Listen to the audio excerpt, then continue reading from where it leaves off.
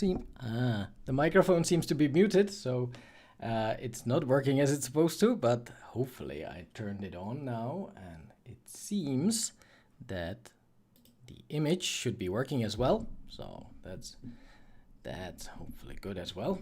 So hello everybody in the chat. There are some people in the chat already. So hello Connor, hello Studio 371. One of those days I really want to know your name, sir, but hello nonetheless. Harald Moller, hi. And Tomoya Ogawa, hello sir, good day to you. Glad you're here. So, long time no see. I didn't do any live stream for some time now, as you probably noticed. By the way, my name is Martin. I am the director and creator of Heroes of Bronze, if you don't know me yet. And on this channel, I do like semi-regular live streams about behind the scenes of my project, Heroes of Bronze.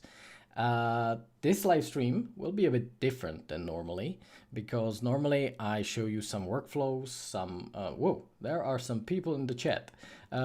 Normally I show you some of the workflows that I use on Heroes of Bronze, and I try to go into little specifics, because usually it's like 2 hours long. Today's live stream will probably be a bit shorter, we'll see, and I'll be specifically answering your questions. There are already some questions that I written because some of you were kind enough to put them in the chat on my previous posts, so that's great, and I have all of them here. If not all of them, definitely let me know and ask the question again in the chat. Speaking of the chat, Pavel Vicik, ahoy, hello my friend. Luke Skywalker, wow, that's awesome. So Luke is here. Hello Luke. I miss you too, Pavel. I miss you too. Long time no see. Skyfox and Jakub Svoboda, hello everybody. And Fianyash, sorry. I'm really bad at these names, at reading names, so sorry for that, but hello sir. And AB Video, ciao ciao. And I have never been to India, so well, hopefully, maybe I'll get there if this coronavirus pandemic ever ends. Hi, Andres and Nicolas Brunet. Wow, hello, sir. It's good to have you here. Actually, Nicolas Brunet, I followed this guy for so many years, and he really inspired me to start with all this 3D art nonsense. So yeah, thanks, sir, and good to have you here. And Thor, hello Thor, what a cool name you have, so it's good to have you here too.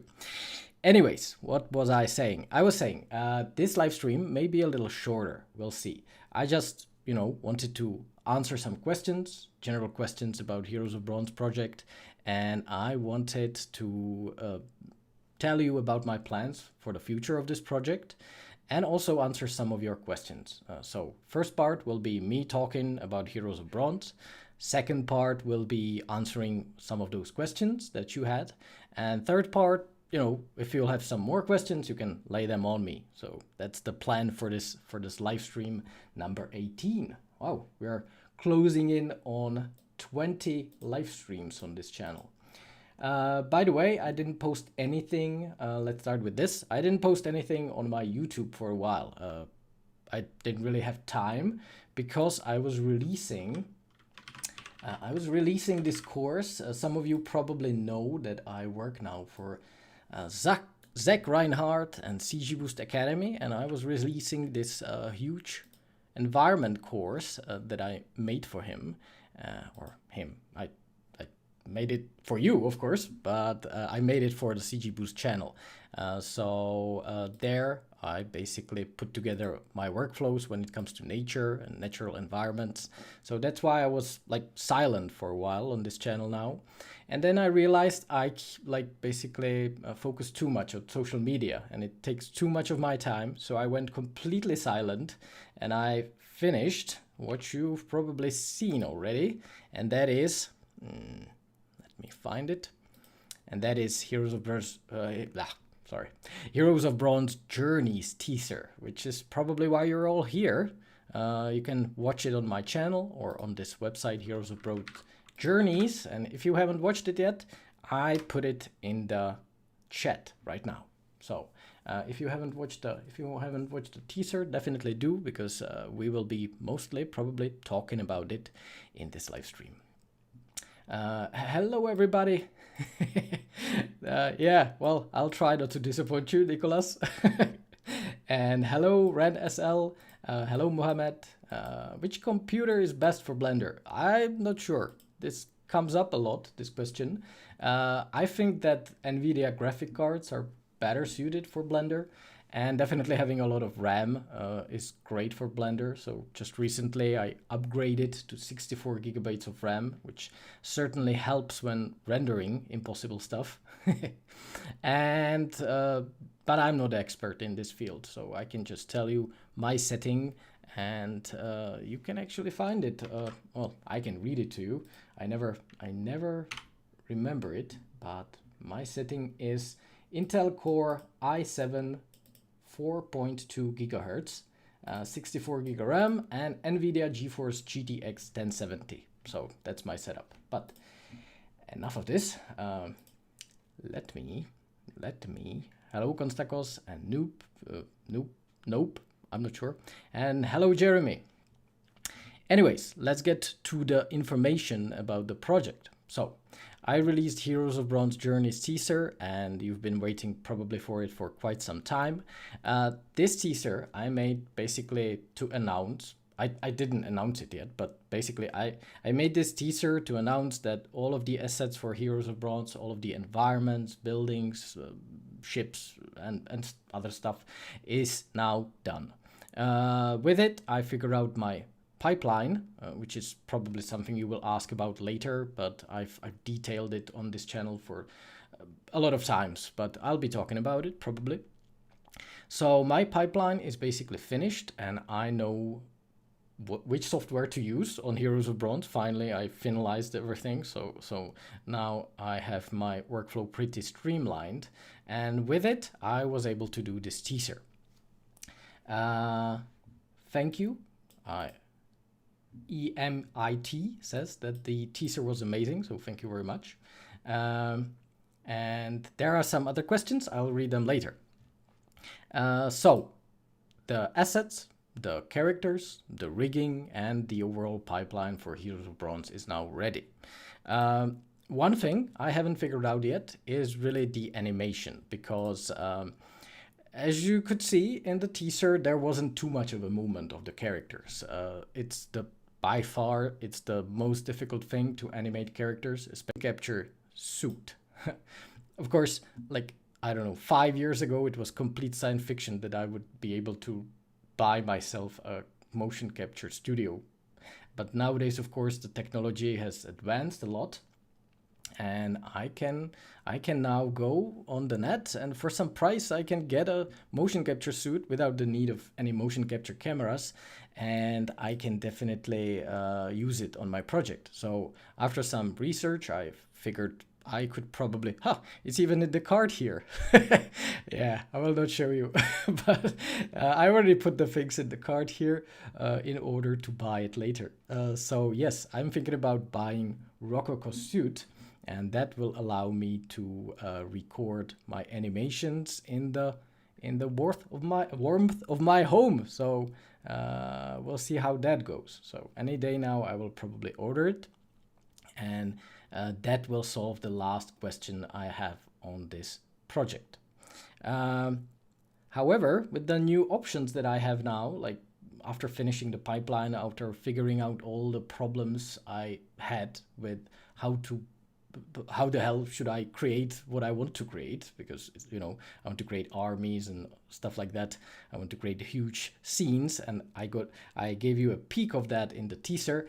And I thought, well, now that I have new options when it comes to my 3D pipeline, I should probably have a look at the script, at the original script of the Heroes of Bronze short film, which is like the end goal of this project, and kind of think really hard whether it is really good, because, you know, the script is of course the most important thing for always when you have short films like this.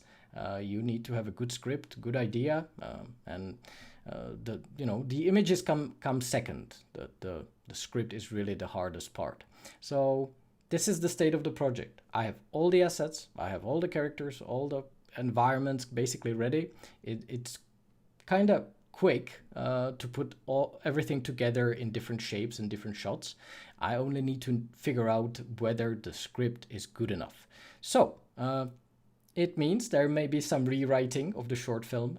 I don't think I will be going to ground zero, but I may add stuff. I may make it a little longer. So the original idea was to make a 3-minute short film, but I think I can make 5 or 6. Yeah, so that's the stage I am at now.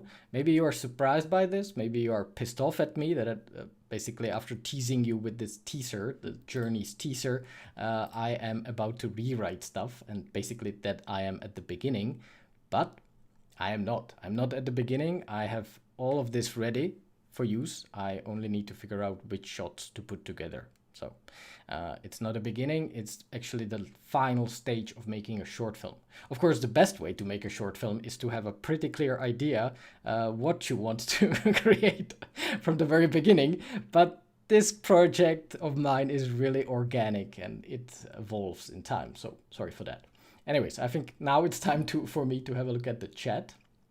Luke Skywalker is asking, talking about Zach, if you have time and see him someday, can you please ask him to add a compositing chapter to the Launchpad course? I will. Okay. Yeah. Vojta Klinkáček, hello, sir. Hello, my countryman. Vianyash asks, what is Heroes of Bronze? Well, it's my short film, and basically this whole project. The end goal of this project, called Heroes of Bronze, is a short film. However, I want to document each part of this short film production and make tutorials, make courses, and help you do the same, basically. And also, since it's about ancient Greece, I want to show you the world of ancient Greece and maybe make you fall in love with it. That would be great. Speaking of which, if you didn't know, Heroes of Bronze, the Journeys teaser has this page, this special page that you can reach here on this address. And there's not just the teaser, but there's also info behind the images, like the story info and basically a little snippet of a story that is happening in each shot. So you might be interested in that if you're interested in ancient Greece, or if if you want to know what's happening in those shots, because the teaser is quite short. Okay, so next question. Tomoya says that this project is absolutely inspiring. Thank you very much. I'm really glad that you like it. And thanks everybody else who loves the teaser. I'm glad for it. Yeah, this might be the first thing ever I ever created that I am quite happy with. So yeah. Well, anyway. Theron says that compared to other suits, the Rococo system is super cheap. It is, and that's awesome about it. And it seems that I can basically just suit up and record my animations in no time. So that's great, and that's something I really want to utilize on this project. And I just put the Rococo link into the chat. So if you don't know it, have a look at it. My time, so don't eat me alive, please, for it. But I really want to take time on this project because I want to make it as good as possible. And yes, I will be hiring more people. So, well, don't necessarily send me your resumes. I have some people already in mind. So, but I will be hiring some, like 1 or 2 people to help me with the project. So it might move faster from now on. So given your experience as a director, what would be your advice for someone? So Constacon, I will answer your question later, because I will finish up this segment of the live stream, which is the info about the project. I have one more thing I wanted to say, but I've written your question down here, so yeah. But I can answer this one. G. Castro asks, are you still working a full-time job in games while working on this project? No.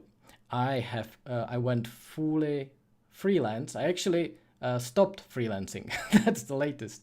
I stopped freelancing and I focus only on making courses, mostly for CG Boost. And in my spare time, I make Heroes of Bronze. So that's about it for what I do right now.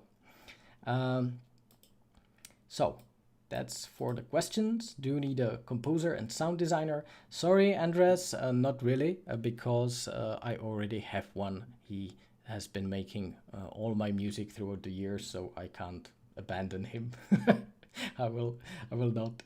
Have you ever considered contracting your work out to make CGI trailers for indie and AA game studios? No. I want to make my own thing, not really make. I know it. This might sound like, you know, I'm full of myself, but maybe I am. But no, I really want to make my own projects from now on, because I've spent 10 years like working on projects for other people. Awesome projects. I love those. But this time I really want to create something of my own. So I take this Heroes of Bronze project as a start of that journey. Anyways, that's for the questions for now. And the next big information about the project. Of course, Heroes of Bronze short film is still the main thing that I want to accomplish with it. However, I was thinking about creating something else because, you know, after writing these behind the images snippets of a story, I realized that with what I'm able to achieve right now, I can't tell a huge story. I can tell a short film, like little snippets of stories, but I can't really show any story like Gladiator or, you know, The Kingdom of Heaven, films like these. But I want to, so what should I do about it? Well, I thought that I could do something like I've done on this page, but in a bigger scale. I could make a you know, illustrated book with the models I have, with the characters I have, and the environments. I could put together basically like a comic book, but in this style, not really a painted style, but in 3D style, and have something physical. I have some examples of this here. For example, there was this Scurry, I don't know, project. It was big on Kickstarter at one point, and I think it still is. And it's like an image book. I hope you see it. Let me check how yeah. So it's like a story about mice, and it's beautifully rendered by the author Max Smith. I will put a link in the again, I will put a link in the discussion. Max Smith, and it's there. So something like this, maybe I could, along with the short story, I could make a picture book like this and create a really epic story using this format, because making a 90-minute animation is impossible for me at this point. Even with all the tools I have, it is impossible. So that's one thing I'm sure of. And this way, I could be telling the story I want, which is basically the story of the Greco-Persian Wars and the famous battles of Marathon and Plataea and Lade. I'm not sure how to pronounce that, but I'm not sure. I'm sure you don't know that battle, so that's what I want to tell you about in that story. So let me know if you think it's a good idea. I will probably do it anyway, but but let me know what you think about it. That would be great. Anyways, where are you from? I'm from Czech Republic. It's a little country in the middle of Europe. Hello, Milky. How to get into animation industry? I am not an animator, so I can't really tell you that. But you know, make a really nice animation reel and send it all over, and somebody will hire you for sure if it's good enough. Anyways, I think that's it for this part. That's what I wanted to tell you about the state of the project. I am, of course, you know, I take some rest now, and from the next week you will be able to find more content on this YouTube channel about the project, and I will keep working on the shots that I really want for the final film, and I'll keep working on the script and a storyboard. So yeah, Nothing's changed basically, except there may be some little rewrites. That's it for this segment. Now the second one is I posted several posts that this live stream will happen, and you had the opportunity either here at YouTube or at Patreon. I will post it in the discussion. Sorry. You can support me at Patreon, and there you always have the latest news and like behind the scenes info about the project, and you can vote in some polls, so you can support the project there. Anyways, there were some questions from you about how I approach lighting my scenes, or of course there were many other questions, but this was the first one, and it was from Sir Digital Studio 371, one of the earliest patrons on my channel, so thank you very much for that. And since you are here in the chat, sir, I can see you asking a question. I can answer this question first. What is the short film time that you're aiming for? 5 minutes, 15, 30. Will you publish it to short film competitions? Well, I haven't really thought about competitions yet. I first need to finish it up. But yeah, well, what I know, let me just editing. Yeah, let me just open up this project here very quickly.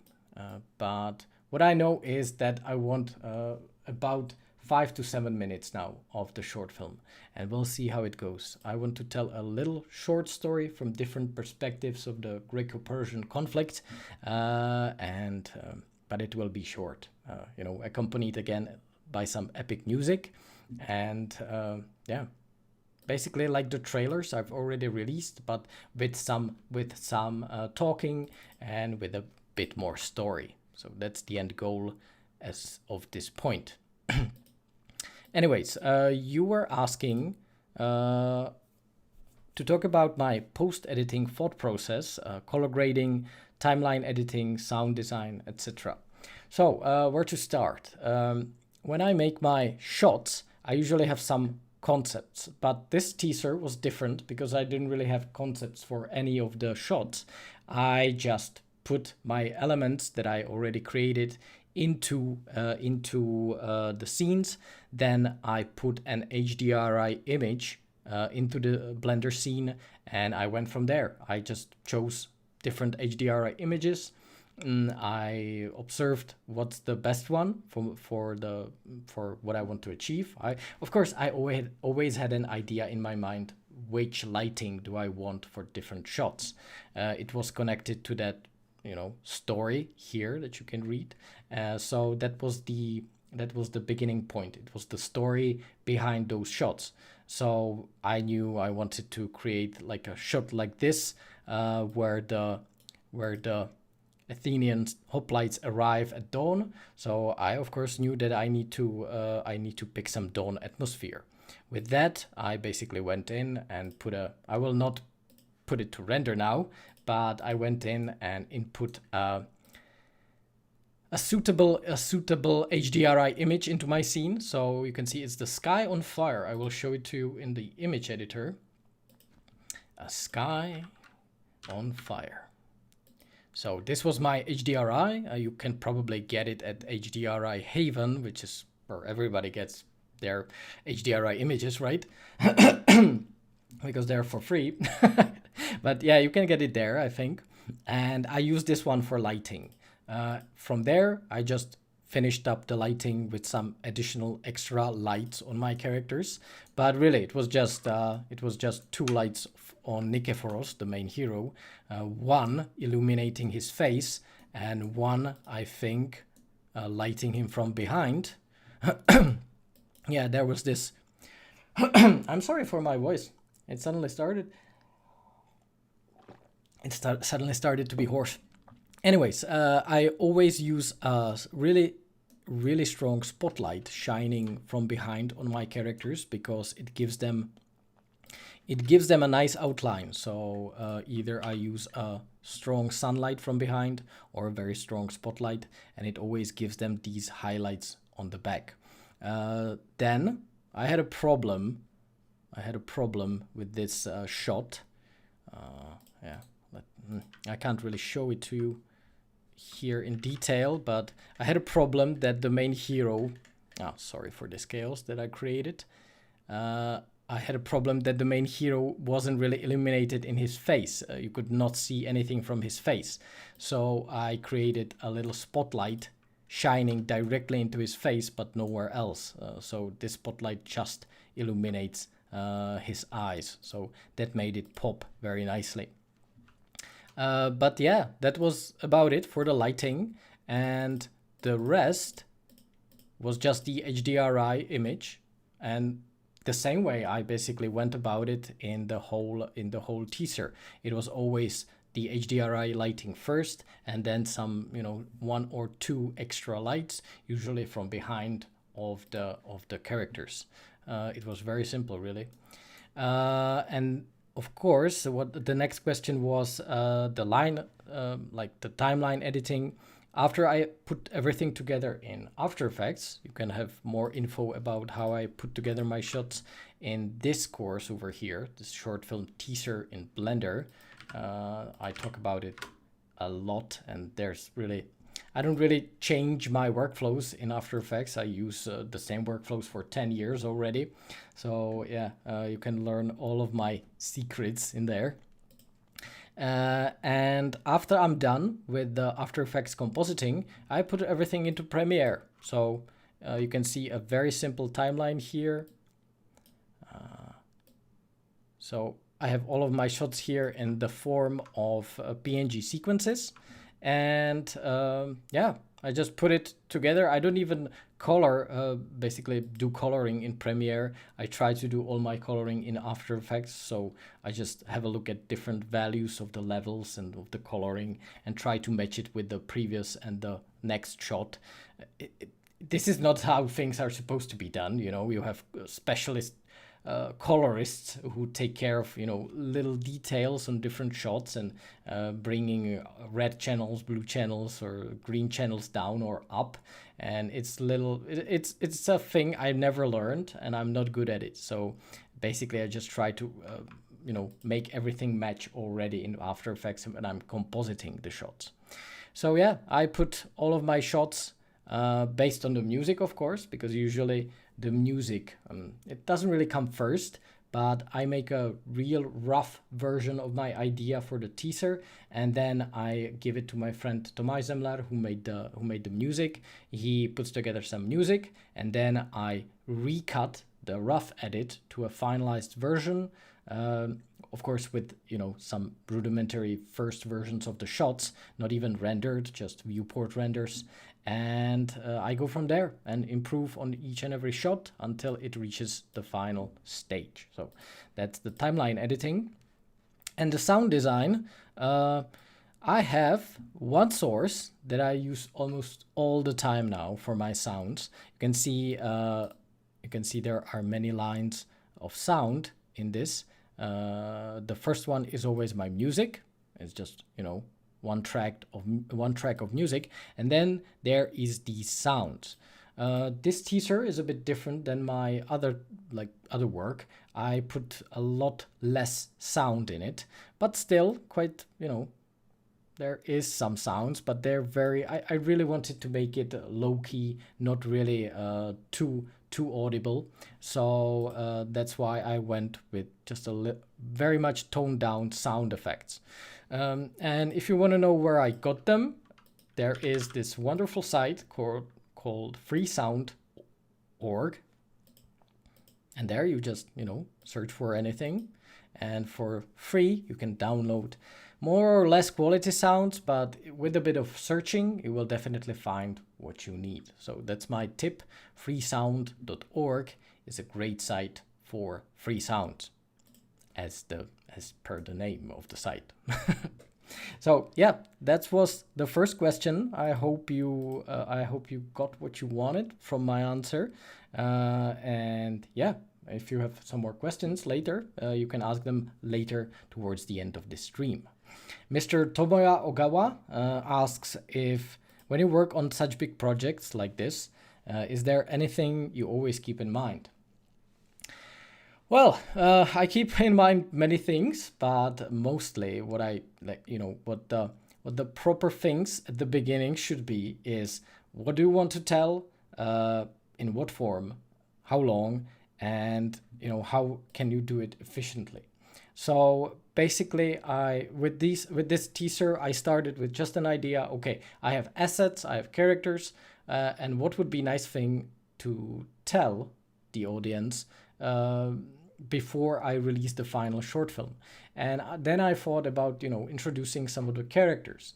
This was, of course, also connected with the fact that I just started using the character creator and iClone pipeline, which allows me to create characters, like awesome characters, in automated ways. So I also wanted this teaser to be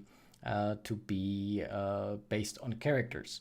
That's where the journeys idea came from. I wanted to show you different characters that will appear in the Heroes of Bronze short film.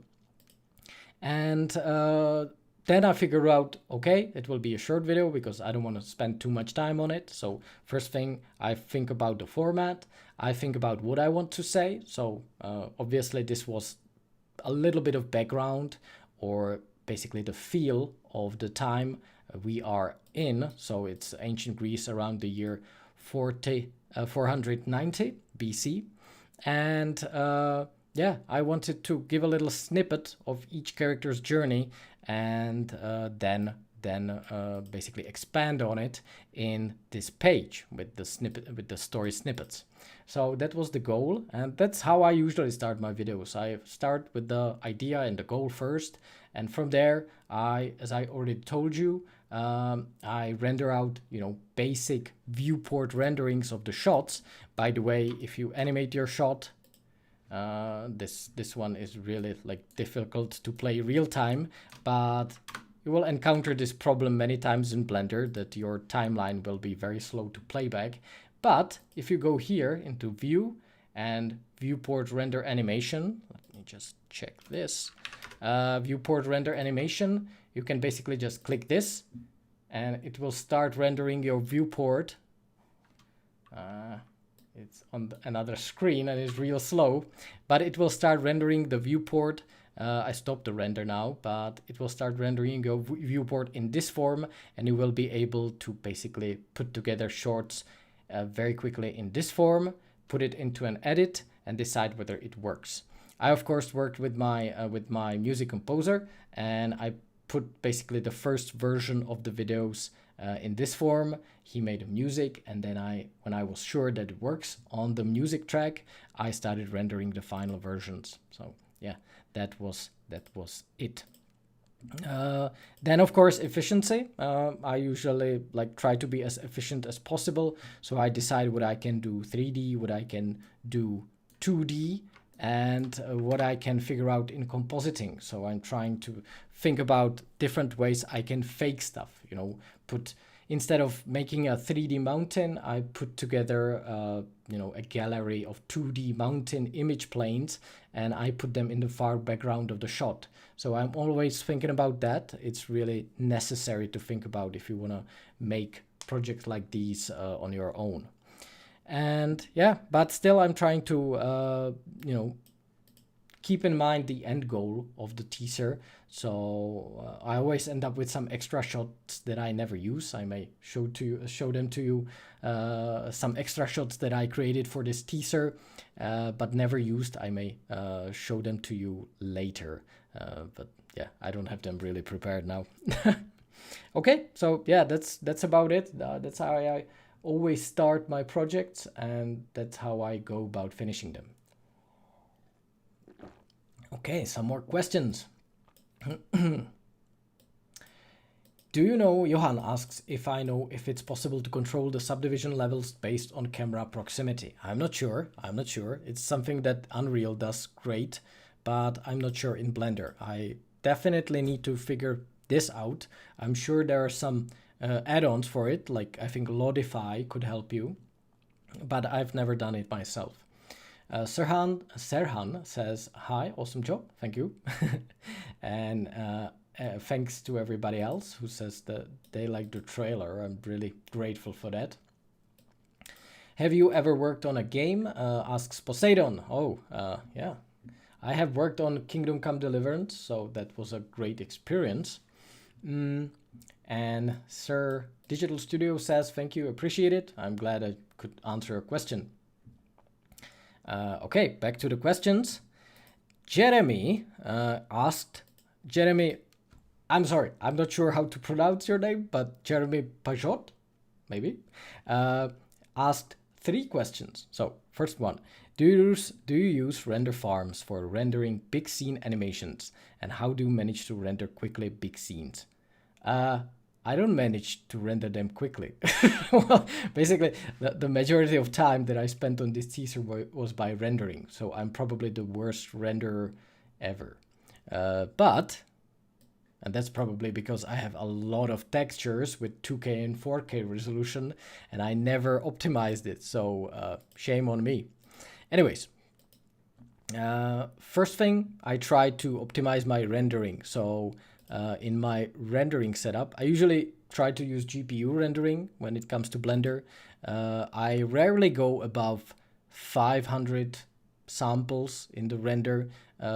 Sometimes with like really close-up character face renders, I went with 1K, but that I used basically just for a render farm, rarely when rendering on my machine. So as you probably know from my courses, maybe, I render in render passes. So usually I just, let's hide this and this. So I first render my foreground elements or foreground characters. Then I render my background characters. Then I render the 2D army that I have in the background. And like this, I continue in layers, and I put everything in. I put everything together in After Effects. So that's what saves a lot of rendering time, because rendering layers separately, is not that heavy for your computer, and you can do a lot of stuff in compositing later. So that's what saves me a lot of times. And the further I go from the camera, I usually lower the render samples here. So for characters that are really important in the foreground of the shot, I usually use something like 512 or 1024 render samples. And when I go to the background characters that are usually also blurred by depth of field, I go to 256, and the far background I use 128 samples for that usually. I usually check also adaptive sampling. I don't use I actually don't use optics, because it kind of makes my renders mushy in my opinion, so I don't really use it. What I use is lowering these samples here in the light paths, because by default Blender gives you like 12 here, 8, kind of high numbers, not necessary numbers. So I usually go with total of 8 paths and 3 and 3 here. Maybe I could go lower. I didn't really test it enough, but you can definitely lower light bounces in Blender and it will not suffer too much. Another important thing, in the performance and the tiles here, you have to change it based on the device you're using. So if you use CPU for rendering, something like 64 pixels here is the proper number. If you use GPU like me, 256 or 512 is probably the best. And wow, this guy has a spear through his head. Good thing it's hidden. Anyways, don't ask me why this is. I don't know. I just use it. So I cannot know everything. But which brings me to this Render Street plugin. I'm sorry for blabbering. This Render Street plugin is awesome, because you basically prepare your scene, you prepare your rendering setup, you prepare your output and resolution and everything, and then you just log in into with your username and password in the Render Street render farm. You log in. Well, I won't log in now, but all it takes is just clicking one button, render image or render the whole sequence. Everything is packed with this plugin. everything is automatically uploaded to Render Street site, and it starts rendering. Of course, it costs money, so you need to have some credit uploaded to that site. But this is what I used for some of the shots on Heroes of Bronze. I used Render Street. I don't say it's the best Render Street. It's the best render farm ever. I don't really have too many experience. You can basically just, you know, Google a free render farm for Blender, and you will get some free options for using render farms. But I personally use this one because it seems reliable enough for me, and I didn't need to search for anything else. So that's it for this question. Next question, do you sometimes add details to a CC3 characters in Blender? What is Jeremy asking is, I have character creator and iClone for my character pipeline, and I have some, well, that looks weird, that looks bad. What happened here? Anyways, I have some characters from those programs, and these are great for creating textures on your characters. However, I then, you know, export everything as FBX to Blender, and Jeremy is probably asking whether after I export everything, I then adjust some of those textures that I get from the software in Blender or Photoshop. Well, sometimes I do, very rarely, but sometimes I do. I, for example, did it for the main hero, Nikephoros. He has a very distinct, I can show it to you. He has a distinct scar on his cheek, and I added it in Photoshop. Let me show you. Here, he has a scar like this, and I added it in Photoshop onto the texture of his face. I decided on a different placement, but basically what I did is I had a face texture like this in Photoshop, or I got it from Character Creator, and I opened it in Photoshop. This is how it looked, and on his kind of smooth face, I wanted to add a little scar. So I took an image of a scar and I put it somewhere around here. Of course, I had a better quality image. I just put this together for the sake of demonstration of this for this live stream. Well, it's all nice and good if you add it on the base color, but what about the other maps? For example, the normal map. So I have this normal map here, and of course the new scar that I added is not there. What I did, I took the normal of the scar, and I used this filter called, first, of course, I flattened these two layers together. I saved the new texture with the scar, so I won't do it now. But when I want to create a normal map from this newly added detail, I just go to Filter, 3D, and from some reason it's deactivated. Maybe it's because Blender using my 3D. But anyways, there is this 3D filter here, and you can open up a generate normal map, and it will generate a normal map for you from the content you added. So if you have Photoshop, you can use this 3D option here, and yeah, if it's activated for you, you know, I used it 2 hours ago and it was just fine, and now it stopped working. But anyways, you find it here, and that is how I basically get normal maps from stuff I add onto my existing maps in Character Creator. But I don't really do anything else with the characters I export from Character Creator. I use them as is because that software, and I will post a link in the discussion. That software is great as it is. So yeah, I usually don't tackle them with any changes. So what's next? I kind of lost myself in those questions.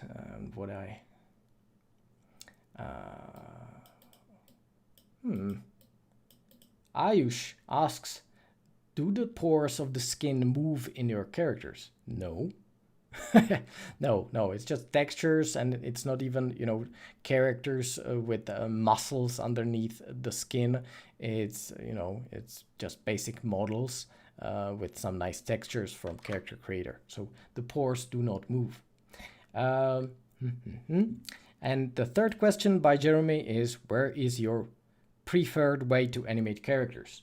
Well, that's something I wanted to share with you. If you're using iClone, there is this super awesome new tool, something like Mixamo, if you know Mixamo. Mixamo is a very famous free site where you can rig and animate your characters for free.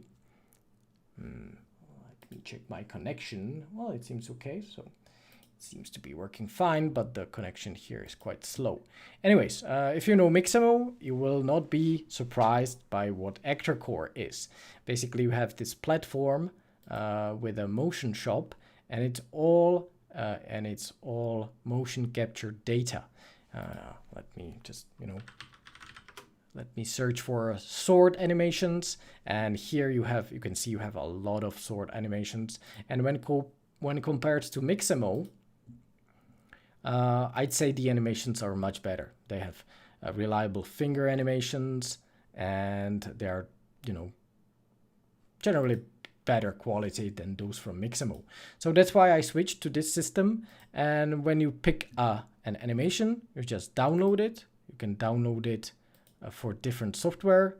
I, of course, always download it for iClone because that's what I'm using. But this is great. Actor Core, I can wholeheartedly recommend.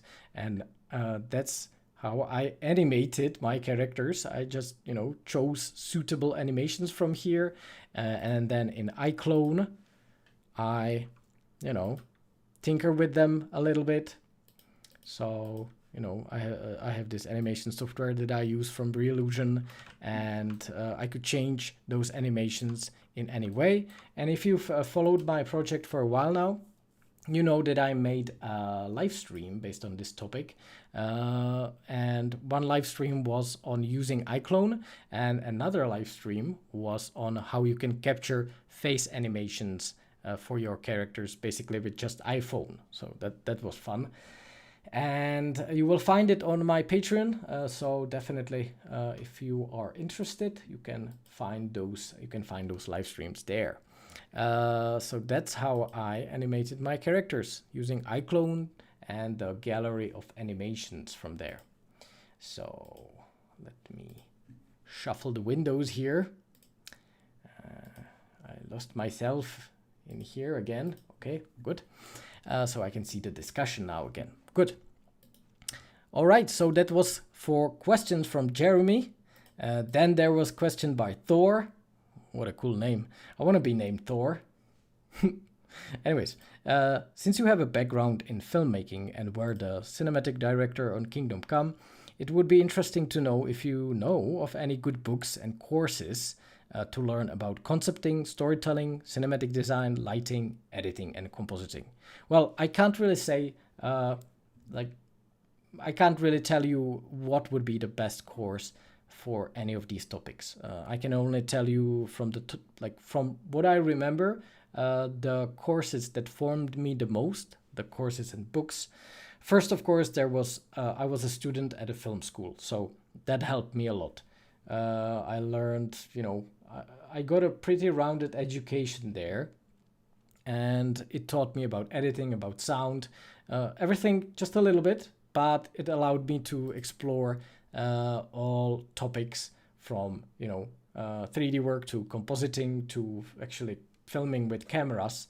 So I'd say if you get a rounded education, and I do not necessarily mean school education. Nowadays you can just open up any web from Udemy to Learn Squared and Nomen, of course. Nomen is awesome. And you can learn as much as you like. So yeah, it's definitely mostly up to you. And if you get, if you have enough drive and discipline to follow some educational path. But there is enough material on the net for you to learn anything you want. I definitely recommend to dabble with, filming with cameras or taking pictures with photos, with cameras and taking photos. That's a great practice. And watching a lot of films, I guess that's not too hard, but not just watching them, but also trying to, like going behind just the story. Definitely look at the way shots are structured, editing is done. That's what I've been doing a lot, and I can recommend that. But anyways, more specific, there's something happening on my ArtStation, and it's making that weird sound in my headphones. But anyways, one course about lighting and CG lighting and painting in general is this course by Jeremy Vickery on Gnomon Workshop. You can buy it. I think you cannot buy it these days. You have to subscribe to Gnomon and you get all their courses for a monthly fee. Those are awesome courses, so definitely, like, I really do recommend it. And this course is very old, but it talks about lighting in Maya. I don't think it's relevant anymore. But then it goes into breakdowns of Jeremy Vickery's work. Jeremy Vickery used to work in Pixar, and he did a lot of my favorite films. He did lighting there. So he talks about his process. He talks about his lighting ideas, and also he paints some concept arts throughout the course. And this really helped me like in learning how to think about light, and it improved my work a lot. I will never forget this course. So definitely get it, as well as his practical light and color theory. Get all his courses. It's just, go through them. And of course, Efficient Cinematic Lighting 2, which is done with more like newer versions of Maya. And you even learn something about, sequencing shots and putting cameras. So this is a course I will never forget, and I definitely recommend it to everyone.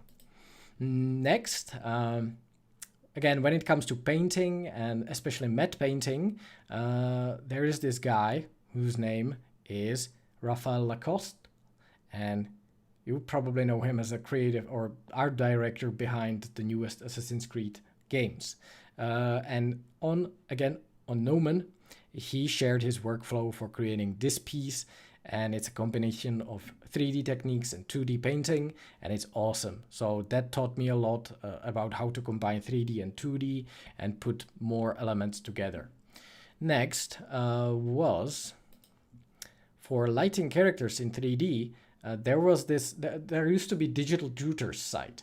Nowadays, apparently, it's Plural site. But the old course for lighting is still there, apparently. Let me bring out it. I actually made a CG Boost YouTube tutorial recently about lighting, and I blatantly... what's going on here? Well, just, on Plural side, find this character lighting for guerrilla production and learn from this course, because it tells you about how to light characters, how to think about it in 3D, and even how to position camera again. So that's very important skill for what Thor was asking. Another thing that I can really recommend is Color and Light. This is a book by James Gurney, and he's a hero of mine. He created the awesome book called Dinotopia, and this Color and Light and Imaginative Realism, these two books, they talk about how to think about creating images, and it's one of the best skills you can have in this field. And then when it comes to compositing, I can't really tell you about, there are too many great compositing courses out there, but I will again never forget this one called Guerrilla Filmmaker's Guide to After Effects. And in it, Gareth Edwards, I always recommend this course. Gareth Edwards, who is, by the way, the director of Rogue One film and other films. And he talks about how to put together armies and crowds in After Effects. And it just blows your mind with what you can do with just, 2D software, what you can do basically in 3D in there. So that's definitely a great one too. I think I'll include a list after this live stream into the description of this video, and you will be able to have a look at all these. These days, I definitely recommend Learn Squared. Probably the best training on the net is there from real professionals, not like me. So go there, and if you want to learn about how to put together, cinematic 3D sequences, which is probably what Thor was asking the most, there is this course by 3D sequence illustration by Nick Hyatt, and other courses, for example, this cinematic concept design. So that's awesome as well. So these things I do recommend. There are some books, of course, still about writing stories, but let's not go into that. I will mention just two names: Storyworthy and Invisible Ink. Those are probably the best books I've read on crafting stories, but I don't really say I'm like really good story maker. So so yeah, Thor, that was my long-winded answer to your question. Wojtek Klinkáček asks, how do you make crowds in Blender, and how to make them effectively? Well, you could already see that here. Usually I divide my shots into several layers. In the first layer, I have my 3D animated characters, which have specific animations. Basically animations tailored for that one shot. In the second layer, I have generic characters, which basically have looping animations, and I will end this guy's suffering. Yeah, so it's not going through his head anymore. Here goes another spear through, and let me fix it. I will be nervous if I don't. Good. Anyways, so in the second row, or in the second layer of my characters, I have these guys who have looping animations. So they are just, generic standing animations. And then if you have a look here, and let me actually try to render it, I have 2D planes on which I have soldiers like these. So I have created looping animations of 3D soldiers. I have rendered them as image sequences, and I am using those image sequences as particles. And that's how I create illusion of crowds in my scenes. This is it. I didn't really use any crowd simulations in Blender. I actually don't know any great tool yet, or actually don't know how to use any great tool for crowd simulation in Blender. So that's what, I will probably not be learning any of that for the final short, because I'm quite confident with this method of using 2D planes and soldiers on them. By the way, you can learn about that in one of my live streams, one of my earlier live streams, and I will try to find it here very quickly. If you want to learn about how I made these 2D card soldiers, let me share with you here, since I feel generous. So I will make the video unlisted instead of private. And here you go, a free live stream that you can watch later. Do not go away yet. Which you can watch later on how I make my 2D soldiers. So yeah, I think it's 2 hours of material in there. Anyways, so that was the question by Vojta, and this is the way I use to create my crowds. It's not really crowds, it's just a lot of 2D soldiers and particles. That's it. Okay, so now last question by Konstakon. You already asked this question in this live stream. So we're getting to those questions that are starting to mount up in the chat. So Konstakon asked, given your experience as a director, what would be your advice for someone who wants to be hired in the industry to direct animation or game cinematics? Well, I know it's probably not a good answer, but when I asked this question, when I was at school, when I asked what am I supposed to do or learn when I want to become a director?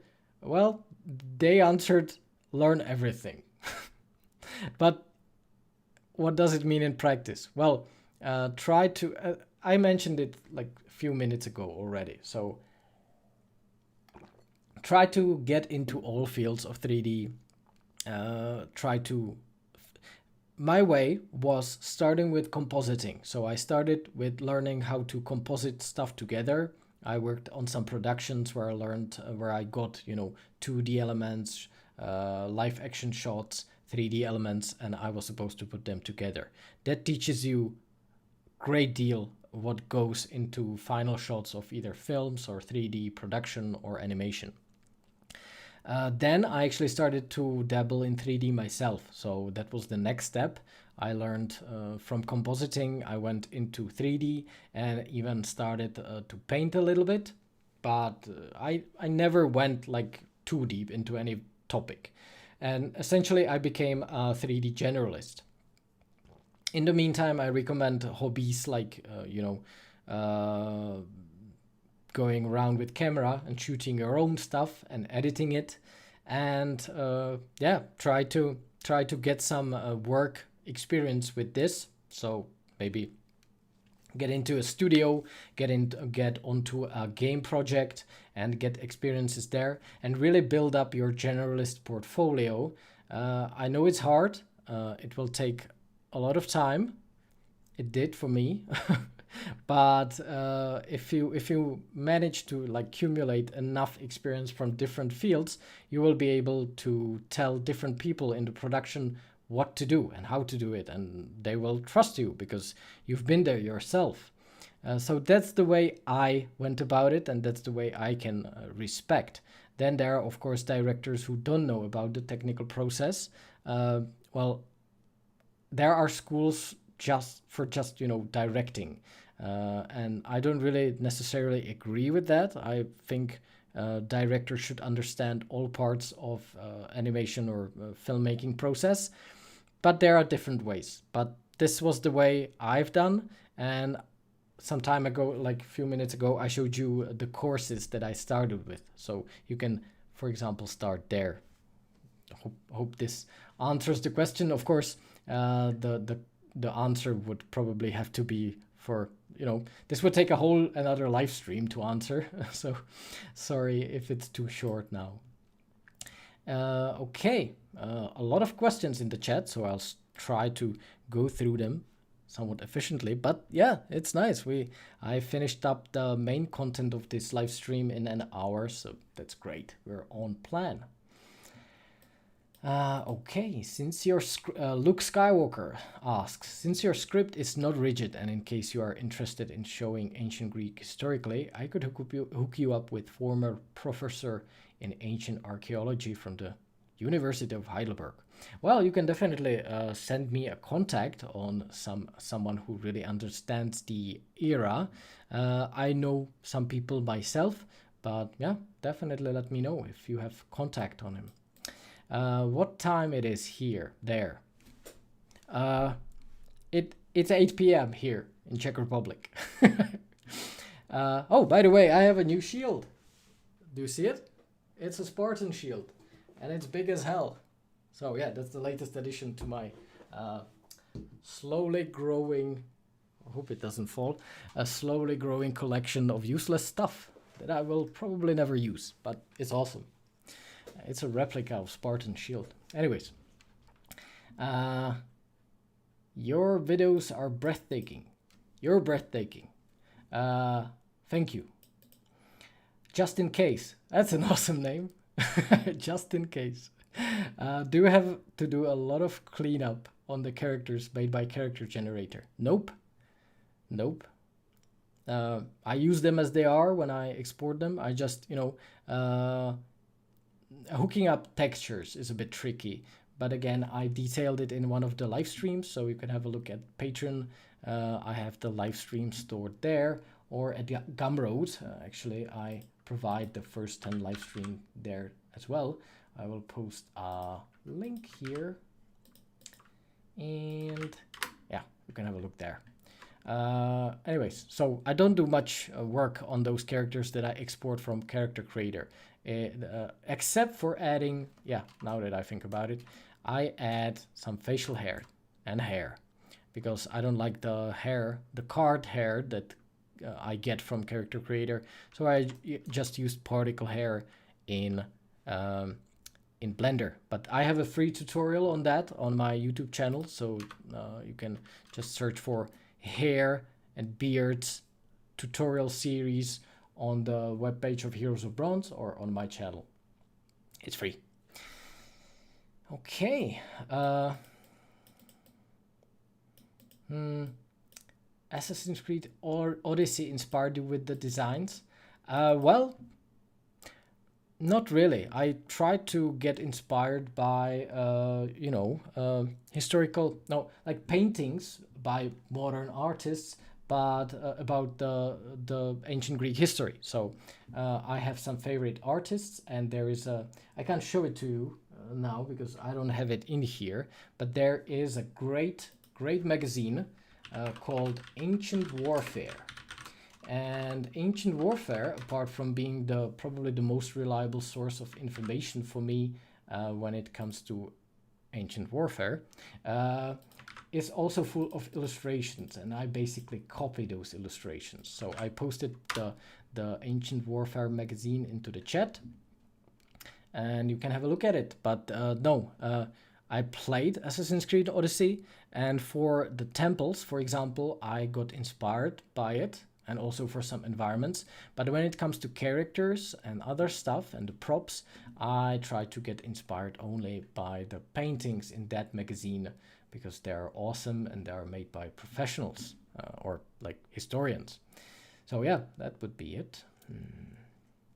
I hope I don't miss any questions here. Please tell me that you are going to 3D print your hero later. Well, that's a good question. I can try. I will try. Yeah, that's a nice question. Do you think that Eevee is a good alternative to cycles? Well, it's a... I still can't really figure out. Sometimes I get great results directly from Eevee, and sometimes I need to switch to cycles. In case of this shot, this is all Eevee, and I was able to get a nice result with real-time render. This front is Megascans. This back is my asset that I created as Gates of Athens. And then there are those 2D particles and some 3D soldiers moving. But basically this is all Eevee. But the other shots are mostly cycles, because I just, couldn't really get nice enough results from Eevee. And I still haven't figured out when does it look bad in Eevee and when it looks just okay. It's just a trial and error for me still, so I can't really tell you when to use and when to use Eevee. Sometimes you just have to experiment with it, but all these shots are cycles. So my first teaser for Heroes of Bronze was just Eevee, but for these really detailed shots, I needed to go, especially with the characters, I needed to go with cycles. So that's it. So I don't think it's Eevee is substitute for cycles yet, but maybe in time with some enhanced, light scattering tools, it will be. I hope so. Would you sell your artwork on NFT marketplace? Oh man, it's that craze about NFT again. I'm not sure. I don't like the idea of NFTs. People tell me that I should go there and sell some of my stuff there. I have to think about it. But yeah, if somebody's interested, I can try it. So thanks for asking. I will think about it, and definitely announce it on my Twitter or on Instagram if I decide to do so. So thanks for the idea. How you work on facial animations? I have used iClone and a Live Face app on my iPhone, and basically I point my iPhone on the face I do some animations with my face and it all goes into iClone. That's how easy it is. And it's a topic of one of my previous live streams. You can find them on Patreon again, or Gumroad. I posted a link here or in the chat. Great Zeus, hello. Zdravím, my countryman as well. If it wasn't already mentioned, Great Zeus is my countryman. Wow. I thought he was Greek. Anyways, if it wasn't already mentioned, a great book about color and light theory is CG Cinematography by Chris Bergeon. Completely online, completely free. Of course, you are right. Thank you for reminding me, because that one is great. And as Zeus said, it is free. So I'm posting a link here, and definitely check it out. It's a great tool for CG and cinematics when you want to, learn about the cinematography point of view on this. Thor, thanks for all the great suggestions. I'm happy that I could answer your question, and yeah, thanks for supporting me on Patreon. Got the Jeremy Vickery lesson and ordered the color and light book, says Marcus. Wow, that was quick, but you will not be disappointed. Of course, some of that stuff for Maya, it is very old, so it will probably not be up to date, but it will definitely teach you about how to think about light scattering in 3D software and how to light your scenes properly. So enjoy. Yassine says, for how long you've been practicing Blender? It's gonna be 4 years now. 3 years? I don't know. Not too much, but yeah. I've been a long time Maya user, and then I was able to transfer to Blender quite quickly. So yeah, I think it's gonna be 4 years now. Is it me or the live stream is bugging? I'm not sure. Yeah, from this, when I played here in my little window here, it doesn't seem to be bugging, but I hope it's not bugging for everyone else. And I'm sorry it does for you. Marcus, for someone that wants to have an impressive work of 3D environment, but be generalist too, what did you recommend to study and focus on?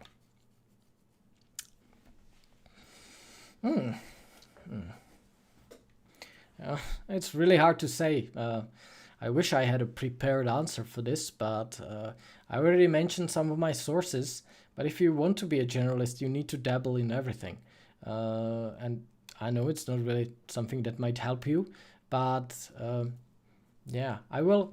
After this live stream is over, I put a list of stuff that influenced me. Really, I will try to dig in my memory, and I will probably put it in the description. Of course, I will probably put it in the description of the video after the live stream is over. So you will probably be able to start there, going through some of the courses and books that I recommend.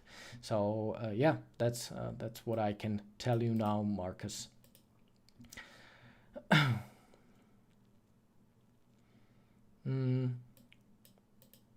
not sure I understand the message from Alots Ginger. Sorry. So maybe if you can rephrase the question, I will be able to understand it better, if it's even a question. Marcus, how to manage storage space in your PC with such big projects? Well, delete regularly and have a very big hard drive. I'm really bad at this. My hard drives are filling faster than I can buy them, so I should really work on this. Being a generalist means you suck at a lot of stuff, and there really should be someone who does it better for you. But since you're a generalist, you don't have anyone to do it for you, so you end up sucking in a lot of areas. But somehow I made it work with kind of big hard drives, so that's what I can recommend, like terabytes of data. Okay.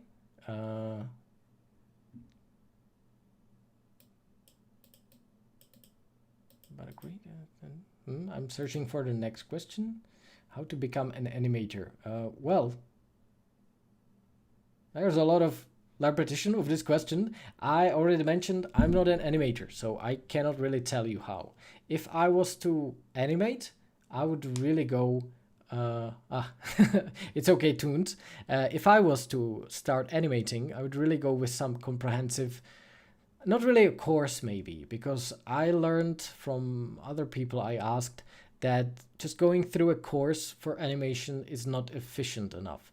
I would really think about animation mentor or Animate, I think. Basically workshops where there is somebody guiding you through the process and you send him results and he comments back and tells you what to improve, because animation is such important and such difficult topic that you need to have somebody who guides you through it. In fact, I think that while 3D schools are not really necessary, which might be a controversial idea, but I don't think they're that necessary. But animation schools definitely, because having somebody who can teach you in person how to animate stuff, I think it's very important. That's why I've never gotten into animation, because I'd never made time for that. And that's why I want to have a motion capture suit instead of learning how to animate. So, yeah. Anyways, I can't really answer that question, Toon. Sorry. Tomoya.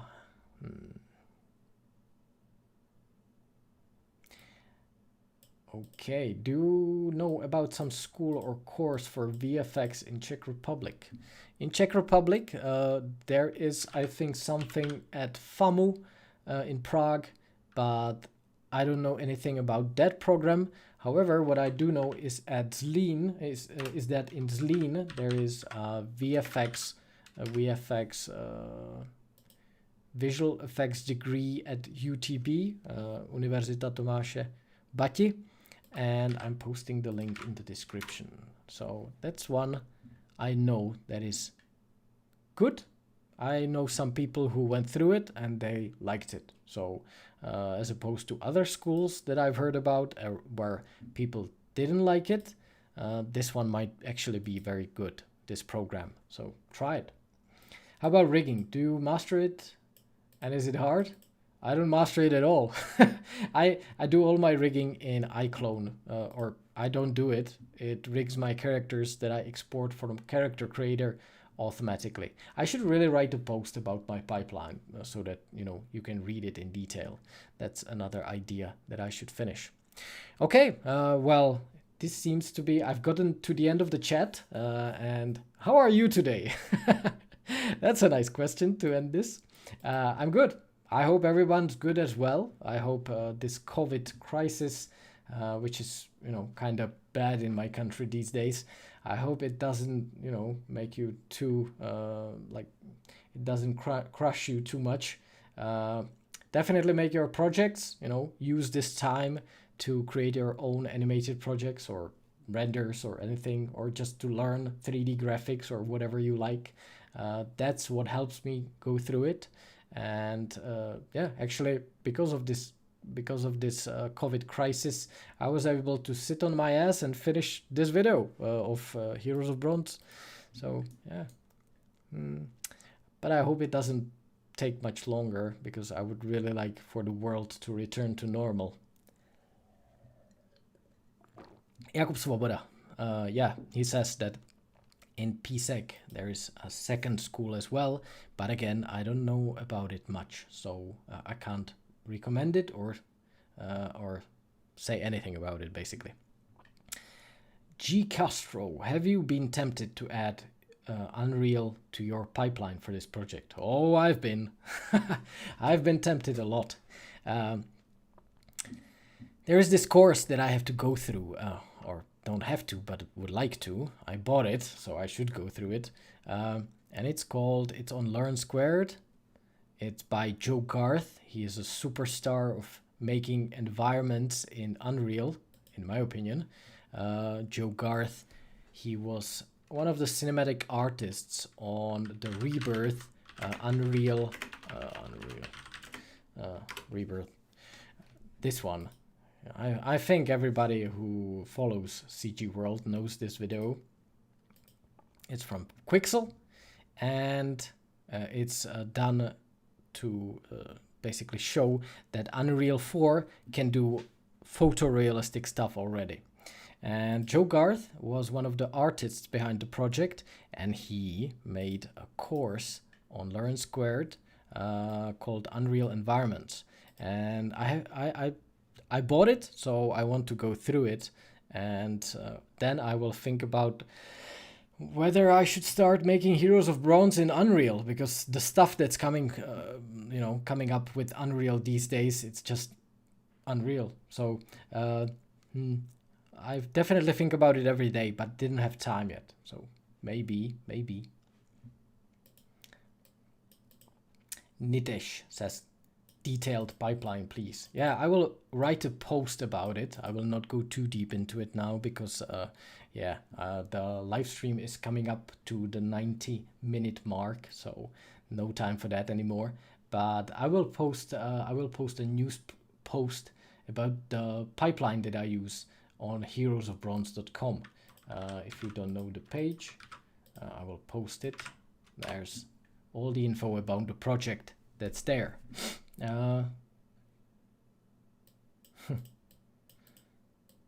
Do you get to exercise to keep your mental health in good conditions? Asks Tomoya. Yeah, I do. Up until a few weeks ago, I was able to keep training. I do Brazilian Jiu-Jitsu. I was able to keep training, but these days we are, the quarantine is so hard, we can't even leave the area where we live. So I don't do Brazilian Jiu-Jitsu anymore these days, but hopefully I will return to it. But I try to run and, exercise every day if possible. So yeah, it's really people that I miss. Okay. Marcus, thank you for sharing, and thank you for watching. And thanks for the support. Detailed pipeline, please. The repetition of the same request, I will do it. Cool. Is there any foundation books you recommend? I already did. So if you later repeat this live stream, it will be available for everyone. So I will not hide it this time. It will stay public. So you can go through the video again. And I recommend a lot of books there, or not a lot, but definitely some that will, that will keep you busy for a while. Okay, last questions. I think that I will continue these live streams again.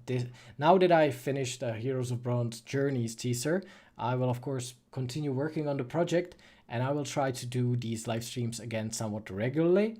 I find that until I finish up my CG Boost course, the Master 3D Environments in Blender course, which is currently in the early access stage, and I need to finish it in month and a half. So I will still be working on that.